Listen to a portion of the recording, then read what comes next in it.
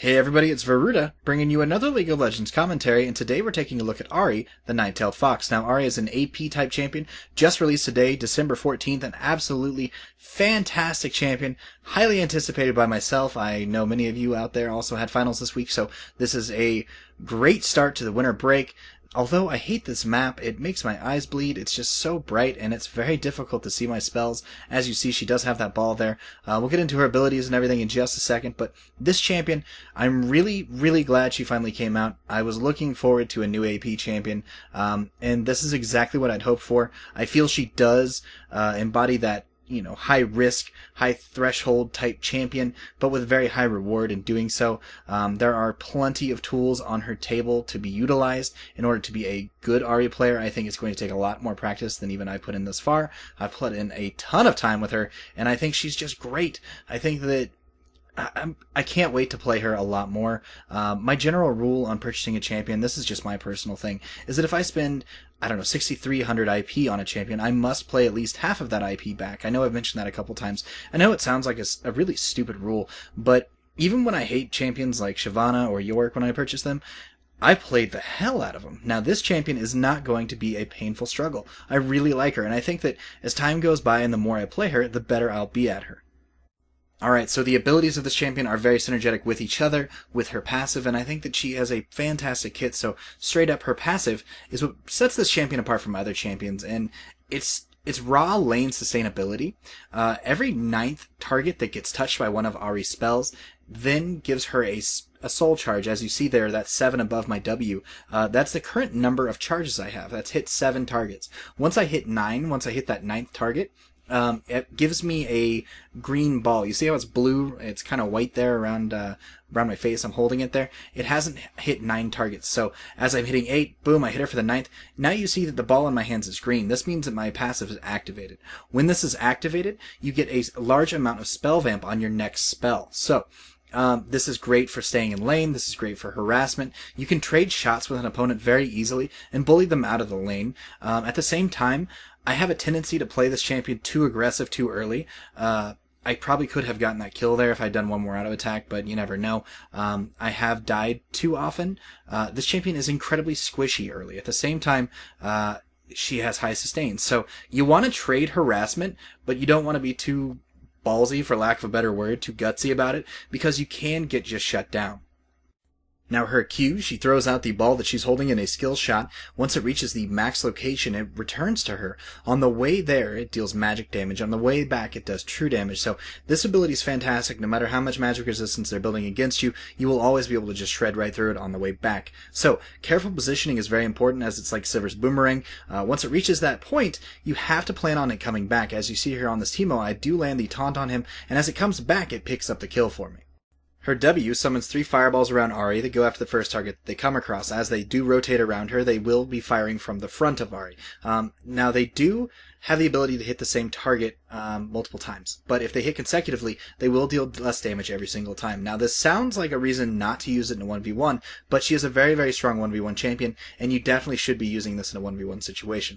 Now, her E is called Charm. It throws out a skill shot taunt that makes them infatuated with Ahri, and they come stumbling towards her. As you saw, I used it on the opposing Ahri there, which may be a bit incestuous. Maybe it's masturbation. I don't even know.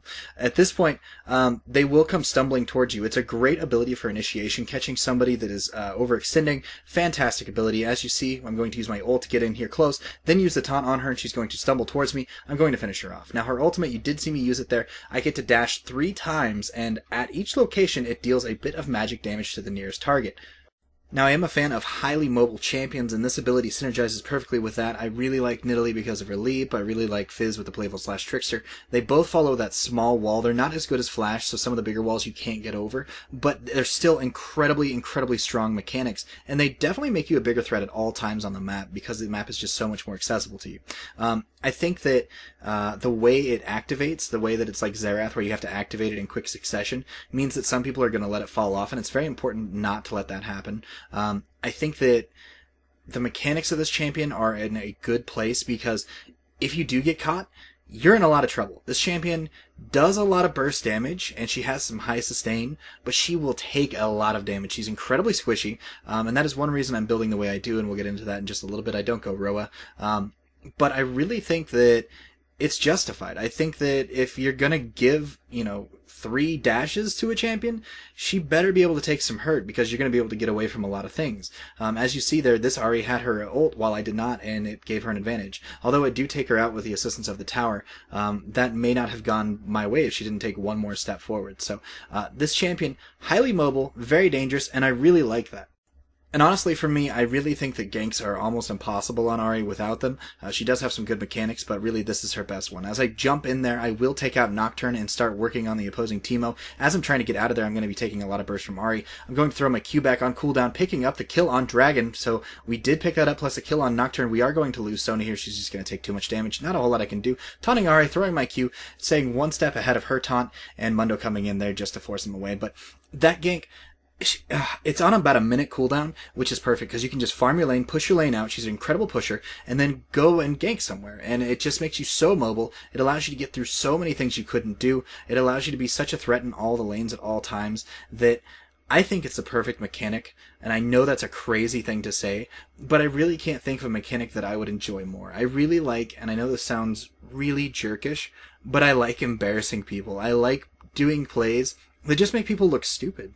That's why I like Shaco so much. If you have a really, really great deceive and you come back with 1 health and you kill them, those Photoshop moments, those perfect moments where, they're facepalming, they're pissed, what you did has ruined their night. I like that. I like that about League of Legends. I like that when you play this game, it offers you the opportunity to interact with another player, and when you can embarrass somebody, that's fun. I like dancing around people here and just shooting skill shots and just incredible amounts of damage. And I think League of Legends needs to be about fun for everybody. Everyone plays for the different reasons. Some people are highly competitive.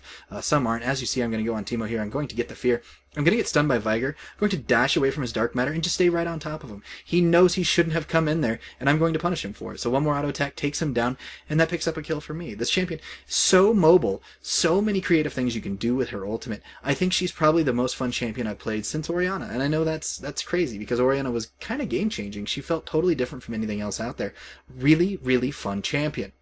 Now, I do want to talk about build really quickly with you guys. I really, really think that Roa is a good item. Please don't get me wrong when I say this, but everyone that is playing this champion and swearing that it's the best item out there, I think that may be a little bit misguided. If your argument's sustainability, I think that if you go a couple Doran's rings and then time your 9th charge with your passive for a little bit of spell vamp, then you buy a Hextech Revolver, you're going to be able to just run to your lane, push the creep waves out, go to full health, and then go gank somewhere. And I think that's the best way to be playing this champion right now. If your argument is that the mana regen's not there this way, maybe you shouldn't be casting as much as you are. That means that maybe you should be casting your spells on more creeps than you are. I don't know what to tell you. The Doran's rings should be plenty. That being said, you should also be gaining blue buff from your jungler. They should be donating that. Try to stress that. Ask nicely, especially if you're not with the group. They will be more likely to give it to you. As I'm going to throw my taunt in there, I know that Nocturne's there. I'm going to land my Q, activating my W just to break his shield. And then as you see, Viger is coming, and Ahri, I'm going to stay one step ahead, throwing my Q back through the bush, picking it up, making sure that Viger doesn't stun me, running in there with Olaf. I'm going to flash over Viger's stun, dodging his dark matter, doing a little bit more damage with my Q. He's going to flash over the wall, and we are going to continue chasing. He does have basic boots, though. We have Sona speeding up our Olaf. He picks it up with an E. Nice kill. Very good play. As you saw there, I was able to stay ahead of the movement of the team fight and be able to launch spells backwards through and pick up the kill on that Nocturne. So, also, I want to say that if you have the extra IP to pick up spell vamp quints, I think that this would be the best time to utilize those. I think that this champion and Mordekaiser are probably the 2 best candidates for using those runes. I think they may be very useful. Only time will tell. I don't have them yet. I will let you know shortly, but I think that they will be an incredible addition to her kit. Instead of buying a Hextech Revolver, you may be able to just run those quints and speed up the purchase of your Rabadon's Deathcap. I am 11-1, about to become 12-1, and I do take out Teemo there, picking up another kill, and you can just see I'm dominating the competition at this point, taking people from 100% to 0, and that is what an AP caster should do if they get this fed. I feel I did earn the kills, and I feel I did control this game. It's only 19-16, so it wasn't even really a blowout, but at this point I'm so strong right now that no one else should be even posing a threat. I won my lane, I went and ganked bottom and took that over. They really weren't doing well till I showed up, went to top lane, ganked there a few times, and everything started turning around for us. So this video was a first night commentary of the champion, trying to showcase what she's capable of, trying to help you guys make the decision whether or not you should buy the champion. Here I'm going to burst on the Ahri, then dash through the Viger wall there. Absolutely amazing what this champion can do. Things that might shut down other casters really aren't a problem. This isn't an easy caster by any means. If you want an easy caster, pick up Annie or something of the like. This champion will take some practice, but I promise that if you play her and you continue playing her, you will get better and you will become this unstoppable force in your games. She's so fun to play. Thumbs up to Riot for putting her out the way they did. It sucks that it took so long to get her. We were anticipating her for a few days, but regardless, well worth the wait. I really like this champion. Definitely like the video if you liked it. Leave a comment if you have any questions, and subscribe for more content from me. I will be leaving the set of runes and item build in the description box in case you guys have any questions, and if there's any links down below, they will be self-descriptive. So thank you very much for watching, guys. This has been Varuda, and I'll see you out there.